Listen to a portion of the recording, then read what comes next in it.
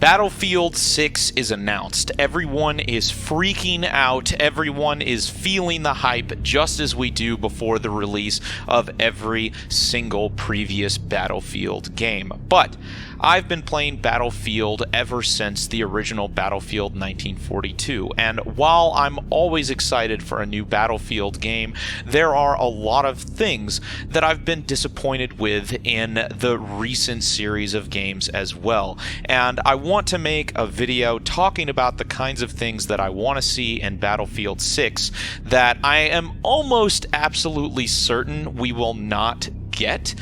But I want to talk about it anyways because it's been long enough, and in the current generation of gaming, I think not having these things in your game is almost unacceptable.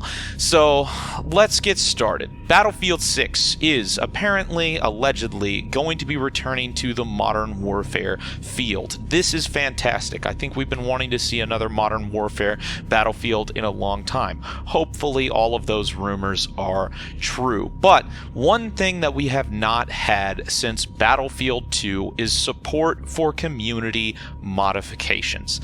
I really want to see modification support and custom content come back to the Battlefield series. There is so much content, there is so many things that have come out of the modding community from a game that is over 10 years old now. I'm talking about Battlefield 2. There are still huge communities that have emerged from the modding community from Battlefield 2. When you look at games like Squad, Hell Let Loose, those were inspired by games like Project Reality, Forgotten Hope 2. When you look at all of these other studios that have gone on to create other tactical shooters, indie games on PC, on Steam, and many of these games also have mod support, it is really starting to make you wonder why Battlefield 6 won't have mod support.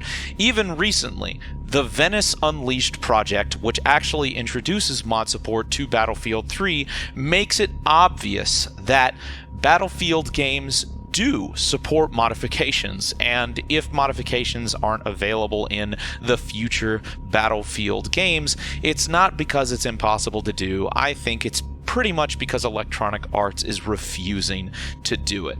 Enough with the excuses, enough with dodging the questions. Battlefield 6 really does need to have support for modifications. Now, this is definitely something that I don't think we are going to see, but there are a lot of other things that I think we will see. I think that having above 64 players, having 100 plus players is something that is long overdue for a Battlefield game. And allegedly, the new Battlefield game is going to be targeting 128 players. That is fantastic. In fact, Battlefield 2 modifications already support 100 to 128 player servers. I've actually done a lot of them and done footage of those events on my channel here, so it would be kind of strange for there to not be a Battlefield 6 game that doesn't push the bar with how many players you can actually support. And if they are actually able to pull off 128 players, that sounds amazing. Now, one thing I am worried about, though, is how this is going to affect balance, how this is going to affect performance, how this is going to affect servers. Hopefully this is going to be something that is actually going to work out. Hopefully this is going to be something that goes smoothly, but knowing Electronic Arts, and especially with recently the Battlefield 5, I don't want to say fiasco, but kind of a fiasco, I am worried about EA's ability to introduce something like 128 players, but actually optimize it for all machines. And if they are going to be targeting both next-gen and current-gen systems, that means that they're going to be trying to make 128 players work not just on PC, but also Xbox One, and also the new series of consoles like the PS5 or the new Xbox Series as well. And that makes me worried. If this game is not going to be purely a next-gen game, is Electronic Arts actually going to be able to ride both of those horses at once, making 128 players available for Xbox One players and also PC and next-gen console players? That makes me a little bit worried, and if the recent release of Cyberpunk 2077 is any indicator, I think that if there was ever a place for Electronic Arts to drop the ball on this, would be making the previous generation games on previous generation consoles actually performant and actually hold anything to their next generation counterparts. But only time will tell. Now, talking about other games, because I know that Battlefield is one of the few tactical shooters, well, I mean, it's not a full-blown tactical shooter, but it is one of the tactical shooters that is on consoles and PC, and a lot of people have said, oh, well, one of the reasons that Battlefield can't support community modifications is because it is also on consoles. That wouldn't be fair to the console players. Now, with that said, there is actually a big upsurge in mod-supported games on consoles. Skyrim, Fallout 4, and also Insurgency Sandstorm is planning on including mod support for their game when they launch on consoles. Whether that actually happens once they actually do the launch, we'll have to see, but they already are on Mod.io, and they're already planning to introduce mods for consoles for their game, and it's a first-person tactical shooter just like Battlefield. I really think that it would be possible to have some form of, even if it's just a level editor or something along those lines that would allow the community to create custom content for their games and actually put it up on not just PC marketplaces, or not marketplaces, sorry, not just PC workshops, but also console community workshops as well.